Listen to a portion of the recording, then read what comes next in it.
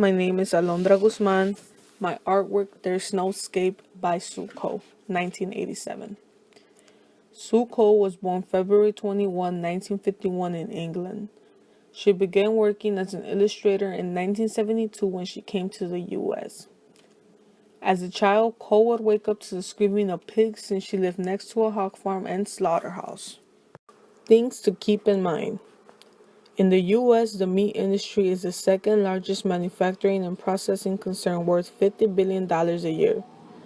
5 billion animals slaughtered each year. Farmers use thousands of animal drugs and feed supplements that have not been approved, some that might cause cancer or sicken the pigs and cause death. Growth hormones, antibiotics, tranquilizers are fed to them. Life inside a gestation crate. Pigs are packed into gestation crates, unable to move. They rub themselves raw in constant movement, chew chains and bars, causing them harm to their health and body. Her focus then became cruelty against animals in factory farming. From 1986 to 1992, Cole visited a slaughterhouse in the US, Canada, and England. She recorded by camera, video, and also in her sketchbook the things she would witness. Her deep research resulted in a series of drawings called Porkopolis. Her turn for Cincinnati, the first centralized meat processing center in the U.S.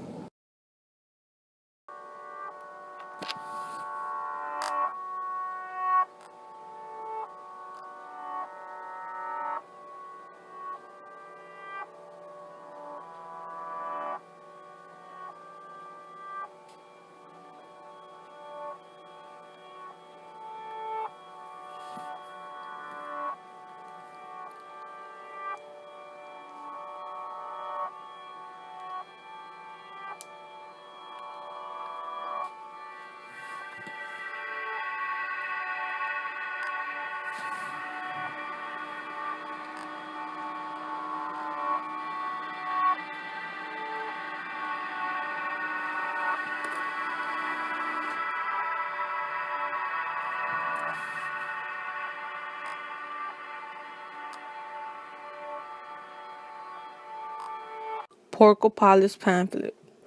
This pamphlet was published as a connection to her exhibition of Porkopolis, Animal Industry in 1989. It describes farming methods and the cruelty used in factory farming against animals. Porkopolis series.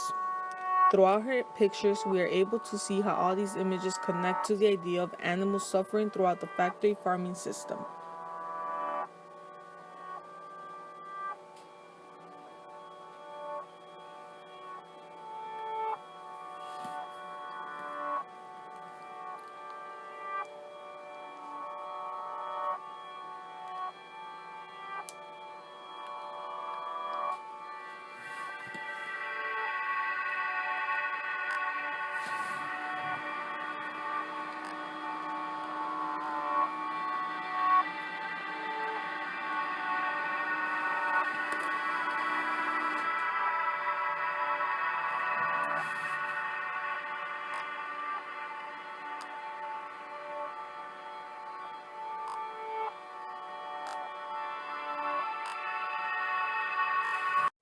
There is no escape. Sue Coe.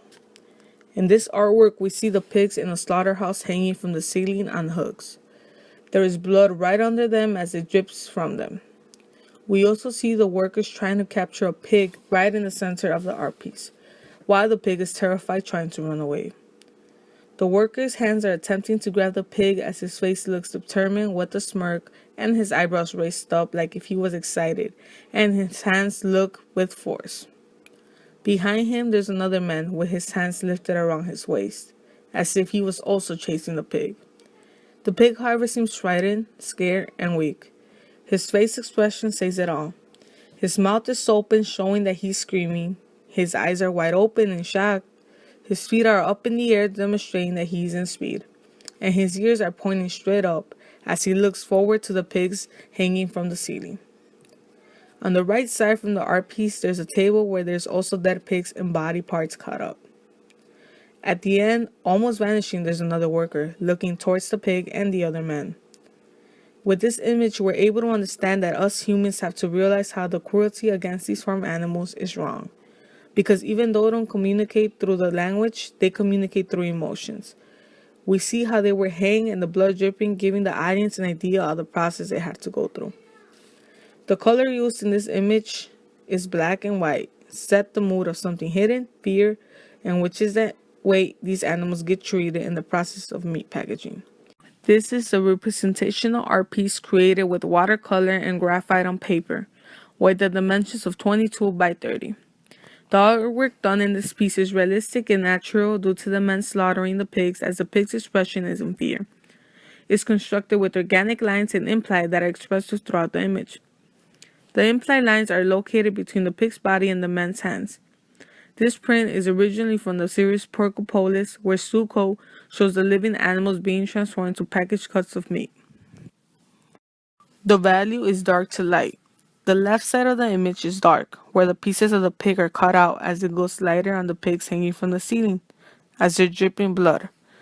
Where there's light on the floor and the man's body that are chasing and trapping the pigs are shaded as well. The face of both are not as dark. We're able to determine their face expression. For example, the man's face looks determined, making it seem like the workers are inhumane, vicious, and cold-blooded, since they show no type of sympathy towards the pig. However, the pig's expression is in terror, as it seems like the pig is trying to run for his life. We're able to see how the worker's body movement is active as their knees are bended and ready, both of their hands up in the air ready to trap. The lighting comes from the ceiling where there is lamps, but overall the image is very dark. The texture can be implied since the body of the hanging pig is well structured, due to how there is some organic lines on the pig's body giving it texture where we can imply the body's muscles, skin, shape of ears, legs, and face. We can say the image is chiaroscuro, since the transition from dark to light is gradual. The balance on this image is asymmetrical, since on one side where the pigs are hanging it seems heavier since they're big and where most of our attention is called on. Two-point perspective is used to call our attention to the pigs that are hanging, and the other point would be where the pig is about to get trapped. Everything behind these slowly vanishes to the dark.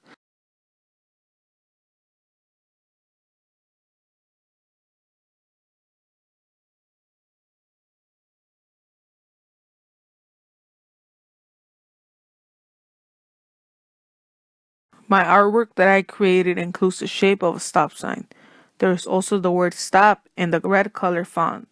Overlapping, there's a big blood human handprint in the middle of the stop sign.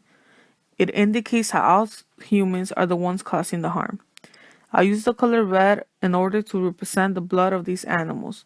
It's also a really strong color that can create strong emotions like passion, anger, and love. It depends on how the audience feels. Red also creates a sense of action and determination.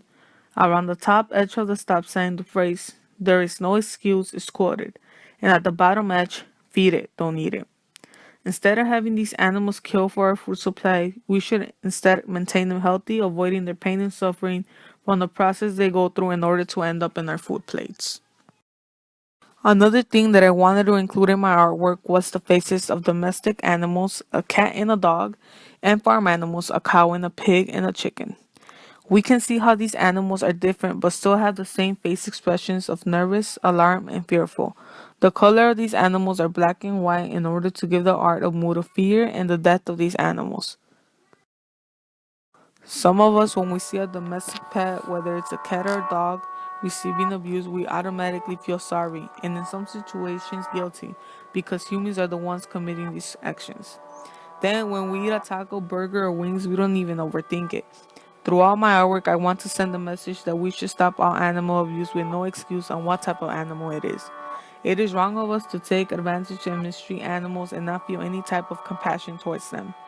We should be able to stop any abuse that we witness and also cause. I was influenced by my artist since that was also her point, what she was aiming for. Animal abuse and farm factories, but my message is beyond that.